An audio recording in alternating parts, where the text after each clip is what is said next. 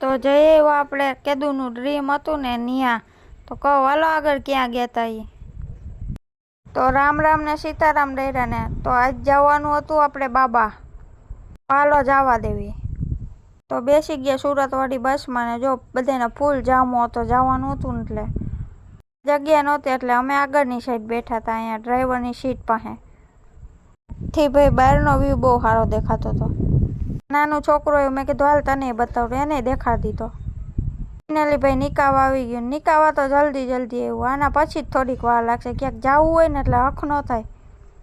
Finally ભાઈ બહુ વાર લગાડીને બહુ વેઇટ કર્યા પછી આવી ગયા આપણે રાજકોટના ગોવર્ધન ચોકે. જો ભાઈ આટલા જણા જઈએ આપણે બાબા. અમારે બધાનું બુકિંગ કરાવેલું હતું એટલે વાંધો ન આવ્યો. જો બધે ખડકાઈ ગયા છે. જવાની જલ્દી એટલી છે ને પણ બસ બહુ ધીરે હાલે છે.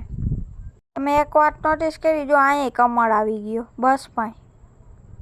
બસમાં બેઠા ફૂલ કંટાળો આવતો તો, નીંદર નહોતી આવતી. અણી છે ને આ એક લાઈટ ને આ એક લાઈટ છે ને કાઢતી હતી, ડાયરેક્ટ આંખમાં જ આવતી હતી એટલે નીંદર ન આવે ને આમ ગમે ને એવું થાય.